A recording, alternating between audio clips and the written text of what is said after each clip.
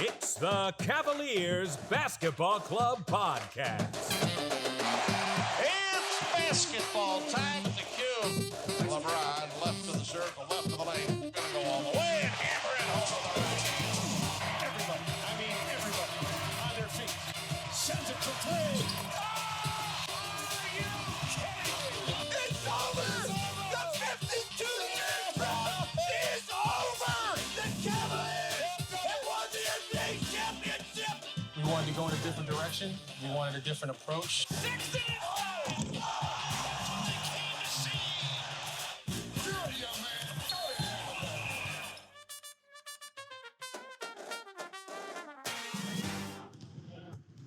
The shoot-around. Welcome back, Cavs fans. It's been an up and down week, but we're excited to be back. This was a week of some great highs and lows, with an awesome win, a futile loss, and Garland and Sexton missing some time. We will also get into whether or not the team should be fighting to get into the playoffs. The New Orleans Pelicans visited the Cavs on April 11th. A few hours before the game, the Cavs announced that Garland and Sexton would be sitting with different injuries. Minor sprains, but still, that didn't bode well for the final score. It turns out the Cavs continued to show off their depth, scoring 39 points alone in the first quarter, finding themselves surprisingly ahead, 68-62 at the half.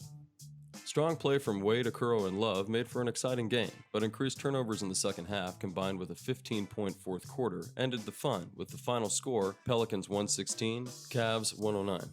Bowling ball Zion Williamson had 38 points, and Brandon Ingram put up another 27 for New Orleans, scoring half the team's points. The silver lining has to be Dean Wade and Okoro's performances. Wade shot 62% from three and Okoro 60% overall. Love showed leadership throughout the game, but shot 35%. His poor shooting continues. On April 10th, the Cavs hosted the Toronto Raptors and got eaten up by their voracious shooting.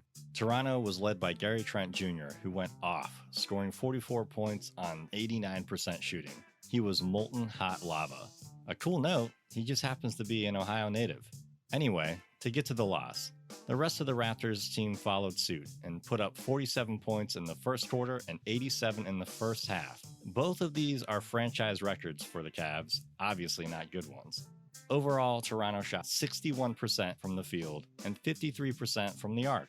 Cleveland's defense had a lot of issues, and not having Allen and Nance was apparent, as the Raptors were able to make 9 buckets in the paint in the first quarter alone, with a lot of those being early in the shot clock. On the other side of the ball, the Cavs did shoot well at 45% from the field, and Sexton and Garland combined for 48 points. They were the catalyst for a run that cut the 38-point deficit to as low as 12 early in the fourth quarter. However, the Raptors kept scoring and finally put Cleveland out of its misery with a final score of 135-115. The Cavaliers rolled into Oklahoma City on April 8th and surprised the Thunder with one of their most potent wins of the season, with the final score Cavs 129, Thunder 102. Sexton combined for 48 points and 9 assists. The duo's potency allowed the rest of the starters to score in double digits, with Kevin Love totaling an efficient 18 points and 11 rebounds. The Thunder's biggest contributor was backup guard Ty Jerome, who put up 27 points, but none of the remaining Thunder starters had more than 15. This game started out chaotic, with both teams scoring more than 60 points. However, it was the Cavs who came out on a 15-0 run in the third quarter that allowed Cleveland to come away with a rarely seen dominant road win. Again, the Cavs only had one win. What game do you want to cover this week, Adam? I'll take the Pelicans game, actually. Sweet. I get to talk about the win against the Thunder. All right, so what did you want to talk about with the Pelicans game? Well, I thought it was fitting for me to choose one of the losses for this week, since last week I had that awesome Spurs win. This one stung a little because we're running out of games to make the playoffs this year, and we let this one slip away. You texted me before the game started asking, what do you think the final score is going to be? We both expected for it to be a blowout. When we were not faced with that outcome, we came out in the first quarter and really the first half and played the way that we did. I got my hopes up. You never expect your team to win on a night that they're missing some of their most reliable offense, but having the lead going into the fourth and scoring the way that they did, these are the games we have to find a way to win. I always jump right to the stats to kind of see how the game played out. I mean, we've been watching these games, but then looking at the stat lines, things kind of become a little more clear. We had 6 guys in double figures, but it still wasn't enough. And it was simply because Zion Williamson had 38 points and Brandon Ingram had 27. Again, I'm getting tired of having the Cavs allow one or two guys go out and have career nights against us every single game. Some highlights of the game. Obviously, Wade continues to still be lights out. He had 5 triples and shot 62% from the arc. I'm not sure how the Cavs are seeing him fit moving forward, but I would think that they're planning things for him more. We'll be seeing him in the rotation more throughout the rest of the season. Another highlight, we had 39 points in the first quarter. I'm sure you were feeling the same way as me. It wasn't going to stay that way. It was too good to be true. They really kept a good pace for the rest of the game. They scored at least 25 points in every quarter. It was just that fourth quarter that killed them. Plus, turnovers were only 17, but they had most of them in the second half. Because they kept coughing the ball up in the third and the fourth, that helped dwindle the lead. I'd say another positive is that Okoro had a solid evening with 19 points.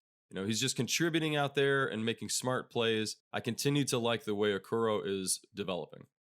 And finally, Hartenstein, he continues to impress with his passing. He struggled a little the entire game to stay out of foul trouble, and that didn't help with Nance Jr. and Allen still being out for the game. So, positives for his play while on the court, but unfortunately, we needed him to be out there a little more just to kind of get that flow going. Overall, it was a game that I was pleased to see our depth come out and play competitively, and it left just a little bit of a sour taste in my mouth because we could not finish. The team definitely teased us with this game. As you mentioned earlier, we did not have high expectations coming off of that thumping from the Raptors and going into this game without Sexland.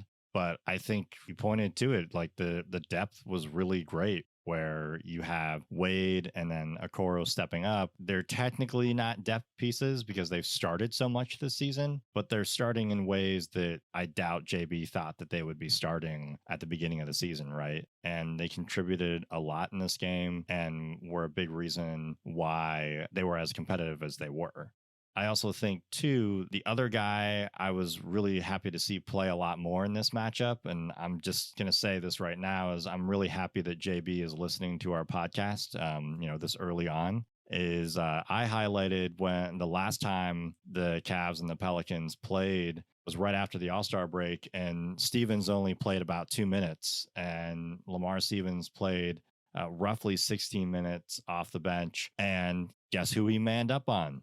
Zion Williamson, exactly who I pointed out he should be marking. He's the only other guy on the team's bench who can athletically and physically stay in front of Zion. He actually drew a couple charges from him, and he kept Zion a little honest. And I think this was a game that the Cavs were kind of surprised they were in the driver's seat for so long.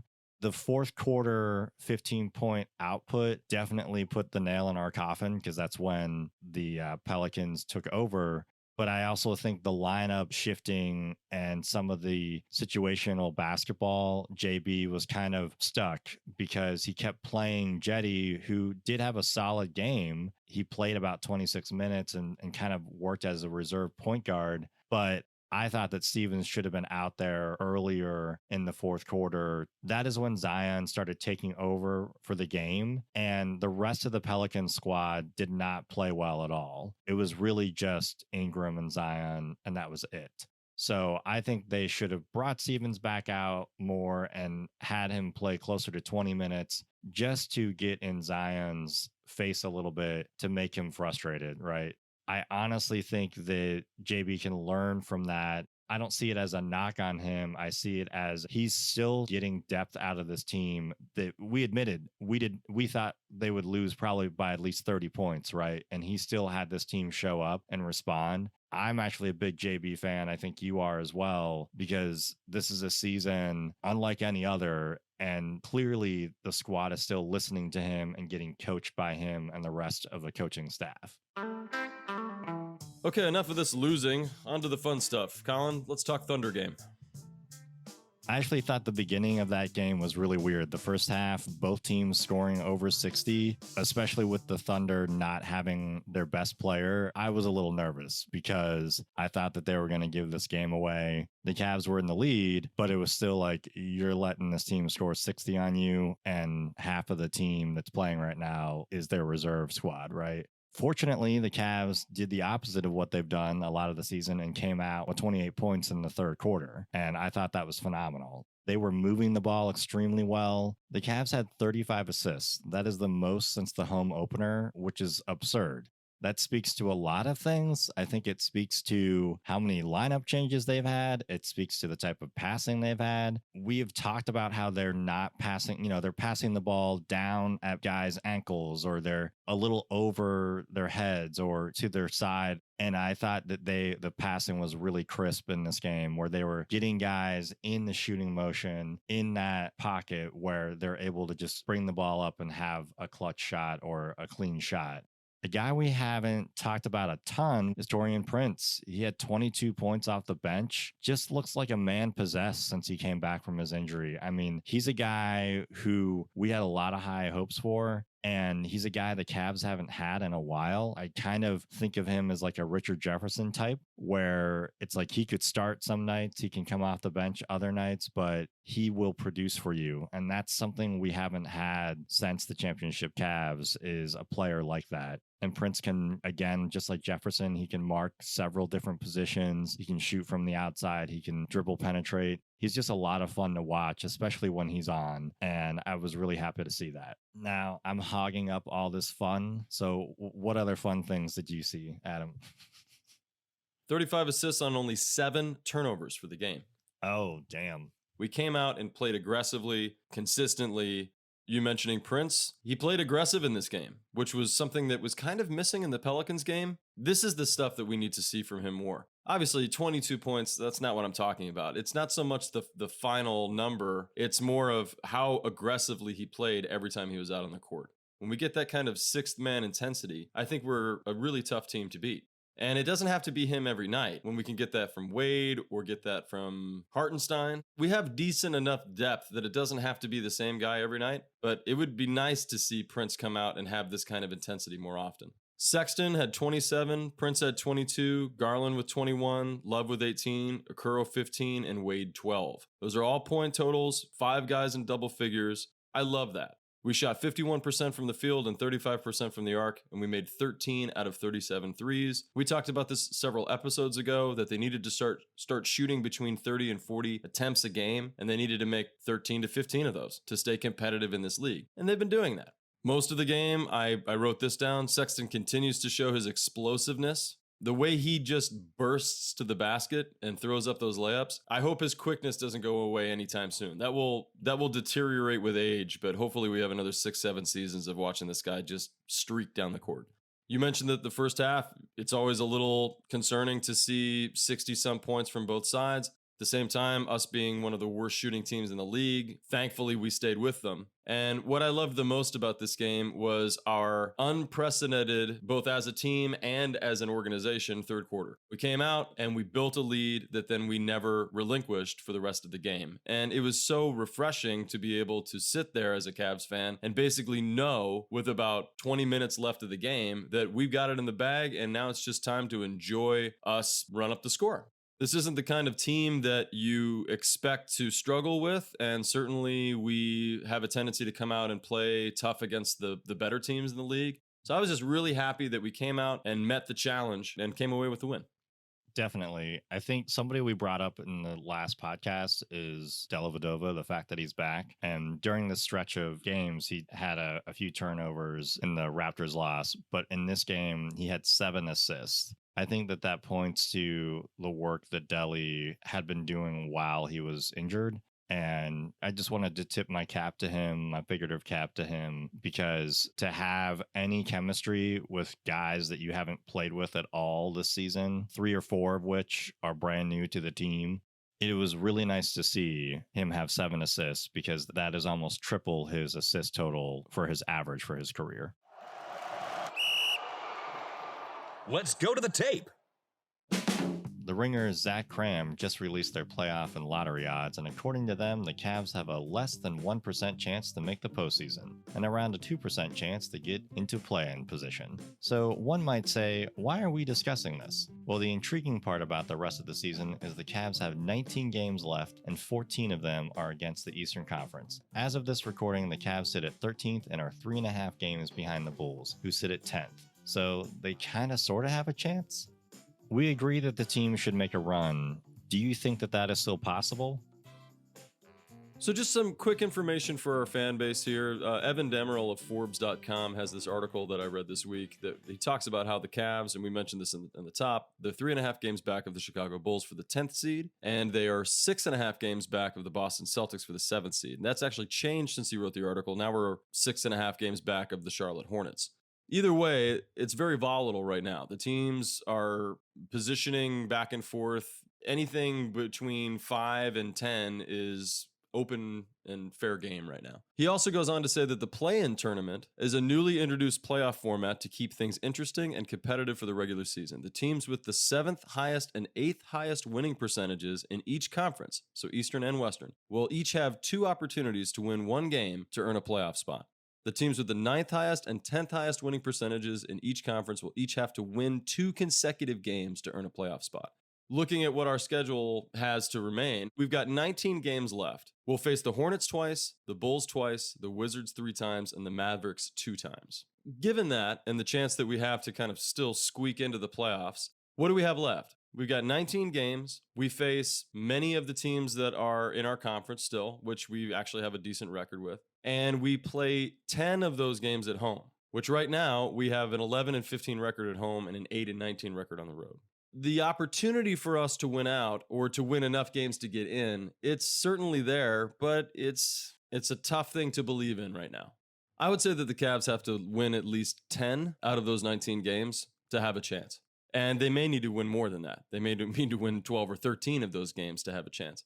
It's going to require a little bit of luck on the other side. Some of the teams that are currently in those 7th, 8th, 9th, and 10th spots, they kind of have to help us out and lose their games too. And what is positive on that outlook is that many of those teams are in 3, 5, 6 game losing streaks right now. So there's a chance. There's a very, very small amount of light at the end of the tunnel. And I think you and I both feel that for it to be a successful season and the maturation of these players and where we're hoping to head for next season, getting into that 7th or 8th seed is more valuable right now for the Cavs and for their learning process than to sit with a decent draft pick again. So overall, I think we've got a chance, but we're going to have to play kind of at our peak. That 35 assist night that we had, we'll have to have a few more of those. And we're going to have to limit our turnovers and really be more consistent on the court. Adam, I thought that you broke that down actually really well, just to kind of paint the picture. It's a shot in the dark. There's a lot of stuff that kind of has to fall the right way for the Cavs. There has to be lucky breaks, both in their games and with their opponents in respect to the other teams that they're trying to get into that position or in that spot. I like the play-in aspect of this season only from the stance of I always like a little bit more competition. I do think that it's going to be difficult for players to grasp in the sense of how to play and to be that competitive at the end of the season. These seasons are so taxing for these players. And then this play-in adds this extra wrinkle where really in the Eastern Conference, there's only 2 teams that probably aren't going to try to get into that play-in position, right? So there's the Magic and the Pistons are basically done. The Magic blew up their team at the trade deadline. The Pistons blew up their team before the trade deadline. The Cavs need to see what types of players they have. They keep pushing Colin Sexton as the face of their franchise in social media and trying to get him nominated as Player of the Week and everything. Well, the guy is called the Young Bull. He is a fighter. He is going to want to compete, and he is going to want to try to get into this play-in, and I hope that the team and the franchise is going to try to do the same thing. I also want to see playoff basketball. I think that is the greatest learning experience that this young team can have. They'll still have a solid draft pick. This is a really deep draft. We'll get into all that stuff later in other podcasts. We could bring in a really talented young guy and bring him into a team that went to the playoffs. That's something that Garland, Sexton, and Okoro didn't have. Right. Well, Sexton had it, but LeBron said bye. So I think that every Cleveland team, as much as they can get into the playoffs, that is so much healthier and happier for that team. Because when you start showing up and being a team that people realize, oh, they're getting wins to show up to the fan base that they are a good, competent team. If they can do that without LeBron James, I think that's a big step moving forward. I made that point in our last podcast. there are too many fans of the Cavaliers or people who follow the Cavs who don't remember what that team was like before LeBron came back. And he did win us a championship. He made good on somewhat of that promise, obviously. But at the same time, we need to show that this franchise needs to show that they can be competitive in a good NBA basketball team and organization without one of the best players ever. They need to be able to build a team. And the best way to do that is to try to win 10 of 19 games, right? They need to win 10, 11, 12 games in this next stretch to really show to the rest of the NBA that when they're healthy, their starters can hang. This is a team that hasn't tasted victory. There's only one person remaining from the original championship team. Didn't get moved, still there, right? Can't really count Delly because he was gone for a little while. Everybody else is new to the team or new to the league and now needs to kind of create that for themselves. And the Cavaliers, they now need to make the playoffs 3 or 4 years in a row. That's where they're at. In 5 years' time, if they've done that and they're just not progressing, then we can have a conversation about what they need to do. But they've spent the last couple of seasons building their draft picks, picking guys that are suitable to the offense and the defense, everything they want to run for this team. They've been able to pick up guys like Allen and Prince in a trade this season. They've moved Drummond now. They've moved McGee. They've progressed in all the ways that we knew they'd have to. Time has moved on. But the thing that really matters the most for their progression is to step into these next phases of their careers. And not getting into the playoffs, especially consistently year after year after year, starts to sour the hopes for a team moving forward. The Cavs can squeak in this year, even if they don't play very well, even if they can't get past that play-in tournament. It still is more than what they've been doing, and it still gives them a chance to progress and try something new and give them a different taste in their mouth of how this game can be played and what the stakes are. Because when you're playing for 1 or 2 games and that's it, it's different than going through the 82-game season. I would say this, though, and I'm curious what you would think about it. I'm not a huge fan of this type of thing, and maybe it needs to grow on me, but nobody's really making arguments about there needs to be more games. And on the one hand, I would just say, yeah, you can say it'll be more interesting and fun for the fan base to have this kind of like quick 1 and done or 2 and done kind of tournament at the end of the season before the playoffs actually begin. What is the regular season for then? I thought 1 through 8, whatever your record is, when that 82nd game is played, the playoffs are now solidified. And there's a part of me that just thinks that you're devaluing the importance of the 82-game season by making it not really matter until, oh, well, spots 7 through 10 will have a chance to compete with one another right at the end, even though their records already show where everyone should fall. That bothers me a little bit. How do you feel about it? We will definitely have to see how it plays out. I think that the eye test will show us a lot about how these players react in playing these actual games, right? Because if they're exciting, then people are going to be like, oh, well, that wasn't a bad idea. But if the higher seeded teams just blow out the lower seeded teams and it's not competitive, I could see where people will be like, all right, well, we tried it during the COVID season and, it was kind of a wash, right? I get your point about the standings and how they kind of shake out. I'm curious. I'm always kind of curious about this stuff, mainly because I remember the season that we won only 17 games to get the number 1 seed for LeBron. That wasn't fun for anyone to watch. And I think that something we're asking the Cavaliers organization to do right now is to try to get into this position, to try to at least get to the 10 spot, where that wouldn't be the case in any other season. And they're only at 19 wins this season. That is matching and exceeding the last 2 seasons they played. And now they have a chance. And so I'm curious about it. I don't know if I will be a fan of it after the season, but I am curious to see how it plays out. And I'm also a big soccer fan. And, in soccer, they have essentially the season is the playoffs. And so the stakes are always higher in soccer because the more you lose, the more you don't even have a chance to progress into other leagues and whatnot. But I think for me, I'm always for a more competitive situation. Well, and I've been a fan of the Eastern Conference most of my life, more so than the Western. It isn't that I don't appreciate the Western Conference. I've just never rooted for a team that's in the Western Conference. And my experience over the last 10, 15 years is that typically the Western Conference, almost 1 through 8 in the playoffs, those are teams with winning records. But in the East, sometimes by the time you get to the 5th seed or the 6th seed and anything after that, those are losing records because they've had less winning basketball. I just wonder about diluting the last 3 or 4 spots in a conference that all of those teams are basically suspect to be in the playoffs in the first place. And in that regard, how lucky are we? I mean, looking at the Western Conference, with our record, we'd be 14th in the West and we'd have no chance of making the playoffs this year. So on the one hand, even though I'm not certain that I like it moving forward, at least for this shortened season and for the current record and the standings that are in the Eastern Conference, at least we have a chance to make it still. I can't complain about that.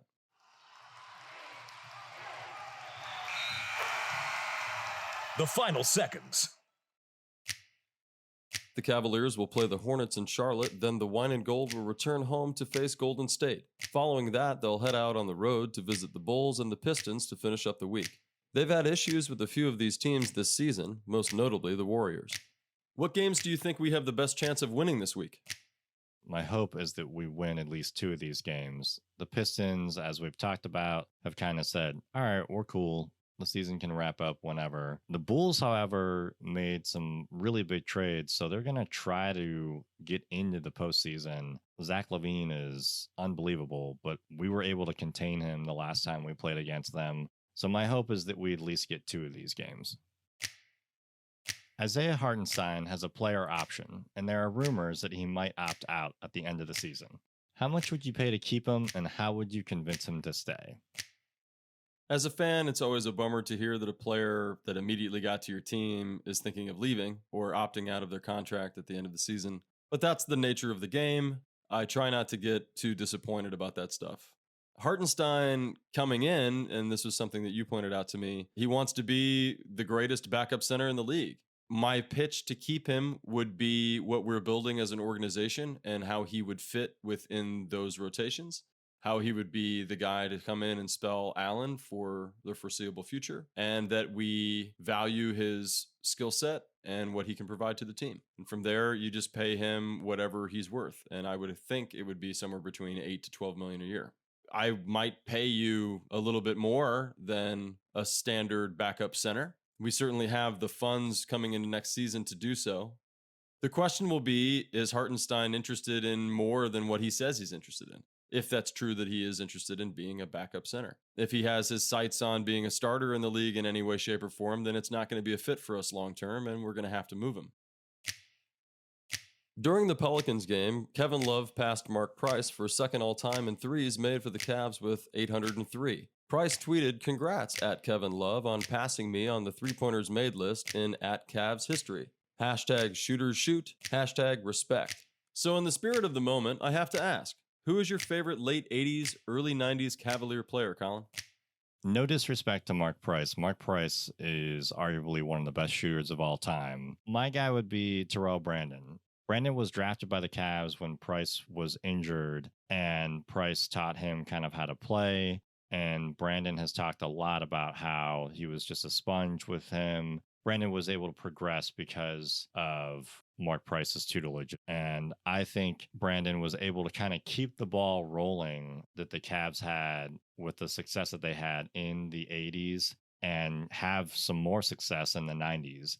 He was just a fun guy to watch and was a guy that I kind of see a little bit of Garland and Sexton in him. He was a 6-foot point guard who was really known well for his passing. I think Sexton and Garland will have to be more proficient in shooting and scoring. But Brandon really was a facilitator. And I think both of those guys have learned in the modern game that they have to score and be facilitators at the same time, where Brandon was really only asked to be more of an assist leader. So that's kind of who I think of fondly, is just somebody who was able to take the baton and keep the Cavs organization on track and keep them successful, even though Price eventually left via trade.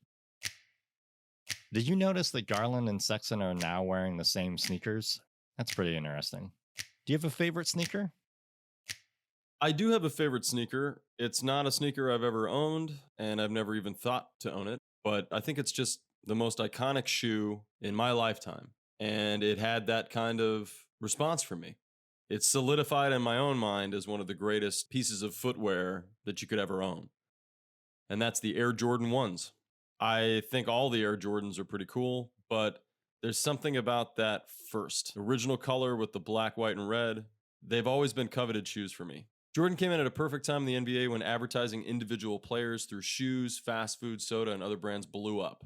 He was the poster child for hyping up the NBA and all brands associated with it. So that's what that shoe, in my mind, has become. And even just looking at pictures of it, it's like, yeah, I would totally own those shoes in a heartbeat.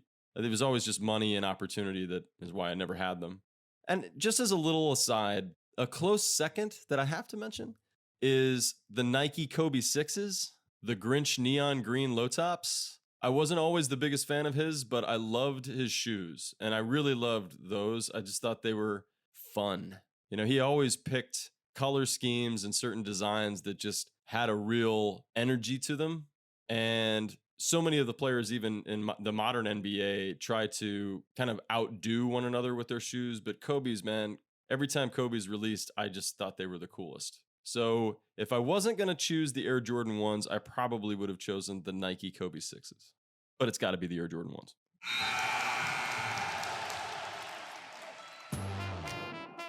That's it for this week. Thank you for joining us as always. We'll be back next week for episode 10.